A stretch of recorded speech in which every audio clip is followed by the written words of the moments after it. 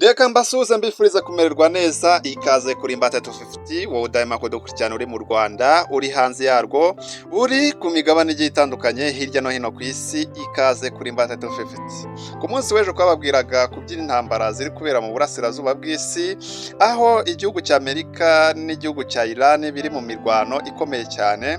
Ibi bikomeje gutera isi ubukene ndetse ikabutera kuzahuka k'ubukungu, aho intambara imaze asaga ibyumweru bitatu bisaga ukwezi kose, aho ibiciro ku isoko byazamutse, ibijyanye n'ibiribwa byazamutse, byari 3.9% byageze ku 8.9%, aho ibikomoka kuri peteroli byari 4.9%, ubu bikaba byageze ku 9.9%. Ubu noneho nkaba mbazaniye amakuru atariho ivumbi, nimbabwira ko M23 irokotse, mwabantu mwe mwemere ko M23 irokotse. Uti byagenze gute rero?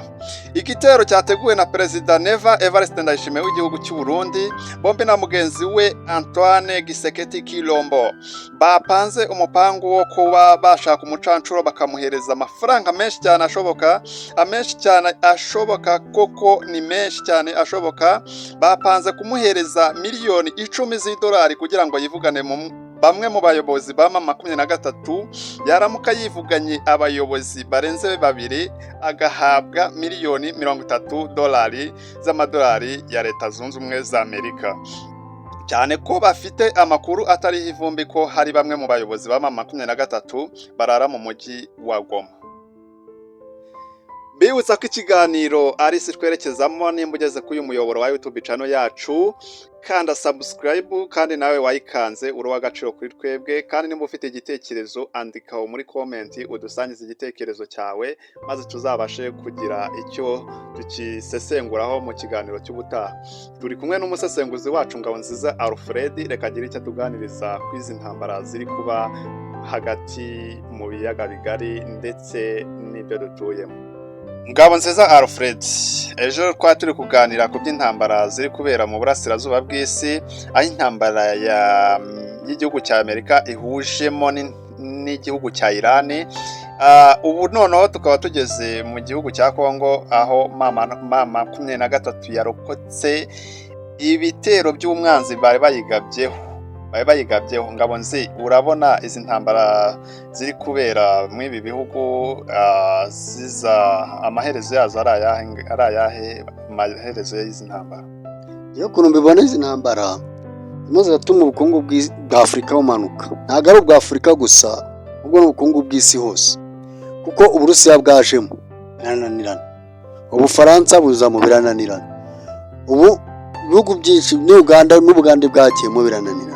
Ubwo rero ikintu tubona, Gisegeti niyemere ibyo bamusaba cyangwa akomeza ahangane ku buryo isi izabona ko Gisegeti yakomeje kugerageza. Gisegeti aragira ngo akavuga ngo njyewe nta biganiro nshaka gukorana n'inyeshyamba zantereye igihugu cyanjye. M23 nayo ikavuga ati twebwe ubu ni ubutaka bw'isezerano, ntabwo dushobora kuburekura bityo gusa. Nimba Gisegeti atubahirije ibyo twamusabye, natwe ntabwo dushobora kurekura uduce na tumwe twafashe. Ubu ni ubutaka bw'isezerano. M23 urumva ntishaka kurekura. Gisegeti naragira ati sinshaka kugirana ibiganiro n'inyeshyamba. Urabona koko amaherezo ari ayahe koko kw'intambara iri kubera mu burasirazuba bwa Kongo? Ya ntambara ukuntu ngiye nyibona izarangira ari uko ubukungu bwa Afurika bumaze kujya hasi cyane, kuko Afurika yose ifite ikibazo. Iragira ati Gisegeti ntarekura, ntiyumve ibyo bamusaba. M23 imaze gufata ahantu henshi, bakayatesha, bakazana drone zitagira abapiloti. Ubu ikintu dusabwa rero ni ukureba aho intambara yerekeza. Iragira ati ubutaka bw'isezerano turabushaka.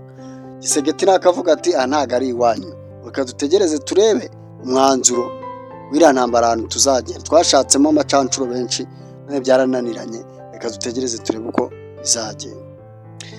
Gisegeti yashatse abacancuro benshi bashoboka kugeza ubwo yashatse abacancuro b'Abarusiya, yitabaje abo bacancuro b'Abarusiya ntacyo bakoze barananirwa, ageraho yitabaza ingabo za SADC ziraza nazo nta kintu zamaze, zarazinze utwangushye zitaha iwabo, azana ingabo za Afurika y'Epfo n'iza izo nazo zaraje zikubitwa nayo mu 23 nazo ziragenda, haza ingabo z'u Burundi arizo zigihanyanyaza ubu ngubu zikiri kurwana mu mirwano ikomeye cyane, zikomeje kuhatikirira Evariste Ndayishimiye ko akomeza kohereza ingabo muri Kongo ngo zijye guhangana n'umwanzi w'umuturanyi wiwe.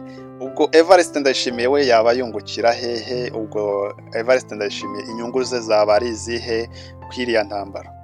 Nta nyungu afitemo kuko urebye igihugu cyarimo aragishyira hasi, kuko nimba cyari gifite nk'amahirwe nk'ubutunzi nko 90%, ushobora kuba usigaranye nka 30%, kuko ndabona imarakenesha igihugu cye cyane pe. Nimba azanye abacancuro bo mu Burusiya, akazana abacancuro bo mu Bugande cyangwa mu Burundi, abo bose ni ukubahereza, hari icyo abahereza. Ntabwo ari ukuvuga ngo iriya ntambara nta keza ifite, ahubwo abaturage biwe nuko batareba kure ngo bamukure ku butegetsi, kuko arazabakenesha basigara ari cyo gihugu cya mbere muri Afurika gikennye. Ejo bundi nibwo nabonaga ku mbuga nkoranyambaga hacicikana ko ingabo z'u Burundi umusirikare umwe ngo ari guhembwa $10,000 by'idolari mu gihe yaba ari mu gihugu cya Kongo. Ese ayo mafaranga Gisegeti yaba arekura ayo mafaranga ntabwo asubiza ubukungu bw'igihugu cye hasi? Urabyumva nyine, igihugu kiri mu ntambara kirakena, ntabwo gitera imbere, kuko gifite ibintu byinshi gisohora kandi kidasubiza mu isanduku ya leta. Ubwo ubyumva nawe amafaranga ahantu ava nta yandi yayakura, aba arimo arasubira hasi cyane, igihugu cye kimara kikenesha. M23 iyo mu itangazo yarekuye mu masaha ashize yavuze yuko Antoine Tshisekedi Tshilombo nadashobora kumvikana na M23 ngo babashe kujya mu biganiro, ko yo igomba kwataka paka ikamena umwanzi nubwo yaba aje ameze ute, paka bageze i Kinshasa. Iyi ntambara koko izahagarara nk'ubushize twabonye ingabo za Kongo zivugana Majoro Lieutenant Colonel W'Ingoma tugira ngo M23 wenda barayisenye, ariko noneho kuva bamwivugana ubu noneho nibwo ubona ko M23 noneho yazamuye umutwe, izamura imbaraga zikomeye cyane ku buryo mu rwego rwo hejuru, ku buryo uko bayikekaga atari ko bayibonye. Urabona nawe batete 50 bakwiciye umuyobozi ntabwo waryama, ubwo nibwo uzura mu imbaraga kazura umugara. Hariya arimo arakora bikorera, kuko arimo aravuga ati natwe nidutinda natwe turapfa. Niyo mpamvu ubona rero bakomeje kugira imbaraga, bashaka undi muvugizi wabo ufite imbaraga, nabo batera imbaraga murare pe. Rero ahantu twuntu tubibona twebwe, haje Ubushinwa buvuga ati buje mu biganiro byabo byarangiye. Ubu ikintu tubona rero ni ukubitega amaso. None se nka buriya uko twabonye mu mugoroba washize tubona bafata umuntu hariya, bamufatira hariya mu mujyi wa Bukavu nk'ahitwa za Nyawera hariya mu mujyi wa Bukavu yafashwe, ariko mu makuru yatangajwe na M23 avuga ko yaraje mu gitendo yari yoherejwemo na Perezida Evariste Ndayishimiye na mugenzi we Antoine Tshisekedi Tshilombo mu kwivugana abayobozi ngo ba M23 baba hariya mu mujyi wa Goma, ngo yaba yivuganye ngo abarenze ngo 3 ngo agahabwa $30,000 z'idolari, ngo ndetse ngo agahabwa ngo n'ubwenegihugu bw'igihugu cya Kongo. Ibyo bintu koko urumva kuko amaherezo koko bitaganisha, njye mbona bitaganisha ku nzira y'ibiganiro, ahubwo mbona iriya ntambara aho kugira ngo aho kugira ngo ihoshwe ahubwo ikomeje kugenda ifata indi ntera mu buryo bukomeye cyane. urabona M23 ibintu Gisegeti yatekereje wagira ngo bafite umuntu muri leta ya Gisegeti ubaha amakuru, ajya gutekereza ibintu M23 nayo yamaze kubimenya. Hari ahantu harimo akantu utamenya ukuntu gakora, ni ukuvuga ngo M23 yamenye gute uko uwo muntu ageze mu murwa mukuru wa Goma. Hagati yaho gute M23 ariyo yamwifatiye yonyine, nta wundi muntu unababwiye ati runaka ameze gutya. Hagati yabo harimo umuntu rero w'umugambanyi. Birumvikana hagati yaho hariho umugambanyi, yaba ku ruhare rwa Kongo, haba ku ruhare rwa leta ya Kongo no ku ruhare rwa M23. Urumva umuntu ubaha amakuru abahari ni ngombwa kuba bahari, kuko M23 koko nubwo yabyivugiye yaravuze ati twebwe turashaka tutaragera ku butaka bw'isezerano neza, ntabwo dushobora guhagarara kuko twebwe dushyigikiwe n'Imana. Kandi koko biragenda bigaragara, kuko M23 bashaka kuyikorera ibitendo bishegeja biyica umugongo. M23 yo ikabimenya mbere ku buryo nk'ubushize reba nk'ejo bundi bakoresha leta ya Kongo yica Lieutenant Colonel Wiringoma, bakoreshaga utudrone tumeze nk'inuma tutabonwaga na radari. Twarazaga tukikorera ibyo dushatse, tukisanzura mu kirere cya Goma yabo cya Bukavu, tugakora ibyo dushatse, ubundi tukagenda tugasubirayo. Ariko ibyo bitero byose M23 ntabwo, nubwo byahitanye umwe muri bo, ariko bari bafite umugambi wo kwivugana abayobozi bose ba M23. Ariko Imana ikinga ukuboko, bigaragare ko Imana ibirimo. Hari ukuntu ngiye mbibona Imana ibirimo pe. Ariko ikintu cya mbere M23 ifitemo maneko muri mu mutasi bwa leta ya Kongo. Nibyo burahari ni ihame. M23 iragira ati ntabwo dushobora kurebera leta ya Kongo irimo yica abantu bavuga ururimi rw'Ikinyarwanda, ntabwo tuzabyihanganira. Aho tuzafata tukaharekura tukabona ubugizi bwa nabi bukomeje, tuzongera dusubireyo tuhafate, kuko n'ubundi imbaraga zatumye tuhafata n'ubundi turacyazifite. Leta ya Kongo ibyo yatangaje mu itangazo ryahise nimugoroba, leta ya Kongo yatangaje ko M23 nitaramuka irekuye ubuce bwose yafashe, yigiye kuzakoresha imbaraga nyinshi cyane ngo kugira ngo iyirukane mu butaka bwose yafashe, maze igasubira aho yavuye. Ijambo Antoine Gisekedi Kilombo yavugiye imbere y'itangazamakuru rikomeye cyane cya Kongo, yavuze ko M23 itagomba gusatira ubuce bwose yarekuye, igomba gusubira inyuma vuba na bwango. Nitabishyira mu buryo nk'uko yabivuze, agomba kuzayirasaho mu buryo bukomeye cyane. Nzi ibi bintu koko ntibituganisha ahabi. Reba Leta Zunze Ubumwe za Amerika, intambara bihanganyemo n'igihugu cya Iran, none wumve na Kongo iratangiye intambara zayo, ariko zo zimaze n'igihe kinini cyane. None urabona koko ibintu atari hatari. Biragaragara, nubwo byatangiye kugaragara. Jya ku isoko mpuzamahanga, ku isoko wumva ukuntu ibiciro bihagaze. Amatransport yazamutse, maritanse yazamutse, ibyo kurya byahenze. Umenye ko na Kongo ikifite intambara ariyo yonyine, nabwo ibintu byaye byarahenze.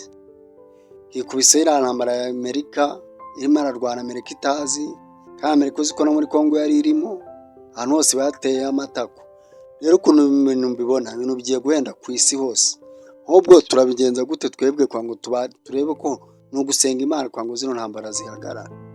Ariko amakuru yaraye aciyeho mu masaha ya nimugoroba byavuzaga ko bavugaga ko umuhora wa Hormuz wafunguwe, ikigaragara cyo ko Amerika yabonye ibihugu bitangiye kuyitera umugongo, ihitamo gufungura umuhora wa Hormuz, cyane ko Ubushinwa bwo bwari bwarakaye buvuga ati nimutaramuka mugiye mu biganiro by'amahoro umuhora wa Hormuz ukomeze gukora, twebwe tutazahagarika amato yacu kuba yagenda, twebwe tuzakomeza tukayarekura akagenda, tukubahiriza amasezerano dufitanye na Iran, cyane yuko Iran n'igihugu cy'Ubushinwa bifitanye amasezerano yo kuba y'ubuhahirane.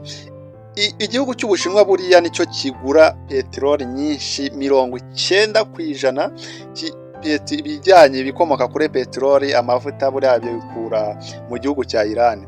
Buriya Ubushinwa na Iran buriya ni ibintu bifitanye amasezerano akomeye cyane, niyo mpamvu buriya udashobora kuyahagarika. Njyewe mu busesenguzi bwanjye nakoze, njye mpamya ko Ubushinwa buriya ari nabwo bwagize uruhare mu gufungura uriya muhora wa Hormuz. ntabwo ari Ubushinwa bwagize uruhare rwo gufungura uriya muhora, ahubwo ikintu cyagizemo uruhare ni Uburusiya, kuko Uburusiya uko bwivugiye ngo peteroli turayifite, turashaka ko mutugurira, Ubushinwa buza kubagurira. Noneho barebye baravuga ati nitudafungura turashiduka natwe, ubukungu bwacu bwagiye hasi, kuko nta hantu tuzongera kubona tugurisha. Baravuga ati rero kadufungure. Ni ukuvuga ngo rero ubu ngubu aka kanya Amerika igiye gushaka ukuntu iteranya biriya bihugu byose, igiye kwikubita hirya no hino ishaka ukuntu iteranya biriya bihugu. Nimara guteranya ibihugu bongeye bafunge, ndabona ari uwo mwanzuro bate 50, tubwire uko ubu bibona. Yewe ukuntu mbibona, Perezida Donald Trump wehe ibyo avuze ntabwo abishyira mu bikorwa by'amasaha make cyane, ku buryo ushobora no kumva ntibigutangaze ko umuhora wa Hormuz yaba yawufunguye, ukajya kumva ejo arongera arabanye. Ariko njyewe nkabona ko ikintu cyatumye Perezida Donald Trump atangaza ko umuhora wa Hormuz ufunguwe, byatewe koko nk'uko ntaguciye mu ijambo bwana Ngabonziza Alfred, kuko Uburusiya bwatangaje ko ibijyanye na peteroli, amavuta nabyo bifite, ibihugu byose bikeneye amavuta, peteroli bishobora kuza mu Burusiya bigahaha, ko bihawe ikaze kandi ku giciro kiri hasi. Njyewe ntekereza ko Amerika nayo yaba yatewe igitutu n'ibihugu by'amahanga, noneho yatekereza n'Uburusiya bwavuze iryo jambo byakubitiraho n'intambara buhanganyemo na Ukraine, noneho igavuga ati noneho se ubwo ni Uburusiya niburamuka bucuruje iyo peteroli, amavuta, urumva bitazaba biyiteye ingabo mu bitugu byo kuba yakwataka Ukraine mu gihe Amerika igihugiye mwiriya ntambara ihujwemo na Iran. Niko biba bimeze nyine. Nawe yarebye kure aravuga ati Putin ndamuzi, nawe afatira ahantu byoroshye, aravuga ati rero karange muhite mufatira mu cy'umugongo hakiri kare bitari byagera kure, biriya bihugu bitari byamuyoboka, kuko byaba bimutera imbaraga biramutse bimuyobotse, kuko ntabwo iriya ntambara arimo ararwana na Ukraine yaba abonye izindi mbaraga, niko njye mbibona. Yabonye izindi mbaraga zikomeye cyane ko n'Ubushinwa bwavuga ati nimutaba mufunguye umuhora wa Hormuz, twebwe ibyo twapanganye, amasezerano twapanganye mwatubujije na Iran tuyashyira mu bikorwa. Ayo masezerano bari baragiranye na Iran yari ayo kohereza intwaro za kirimbuzi izohereza Iran. Amerika rero ashoka yavuze ati ibi bintu ntitubikomeza, ahubwo umutego birarangiye ari twebwe ushibukanye. Niko byagenze. Amerika yikuriramo akarenge, kandi Amerika ibonye ibintu byayikomeranye, ahenshi iteza imyiryane yarangiza ikavamo.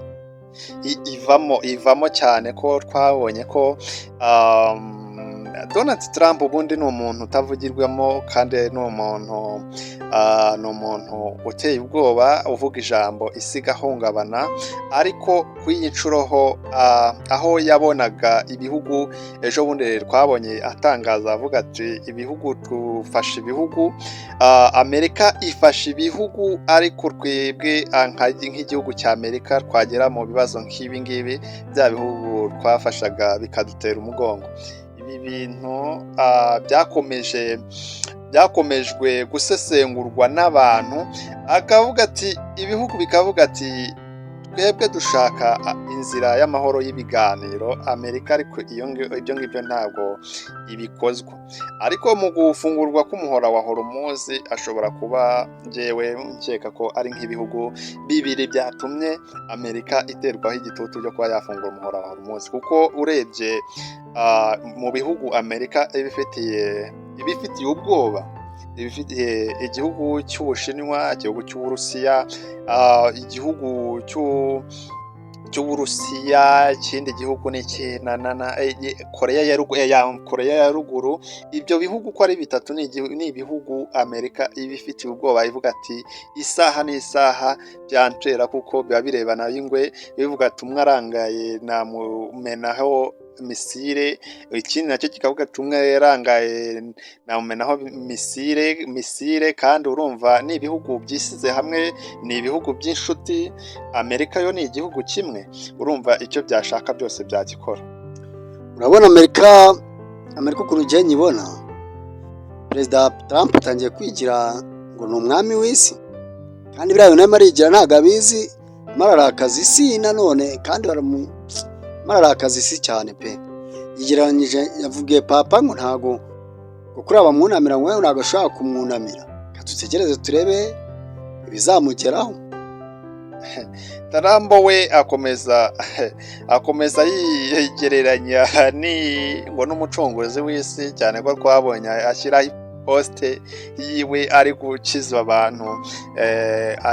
abantu, ayishyira ku mbuga nkoranyambaga ze, nubwo itatinzeho yahise ayikuraho, ariko abahanga bahise bayikuraho barayibika. Trump we ni umunyadushya twinshi cyane, ariko abahanga mu busesenguzi bararebye baravuga ati ashobora kuba ahari ari izabukuru zibimutera gukora biriya bintu. N'izabukuru zirimo, kuko imyaka afite ntabwo mwemerera gukora biriya bintu, ngo arashaka kwigereranya ngo n'abandi baperezida bayoboye Amerika, bashaka kwigereranya nabo, kandi ntabwo azi ko bari ababikoze bagifite ubushobozi, kuko Amerika yagiye itakaza ibintu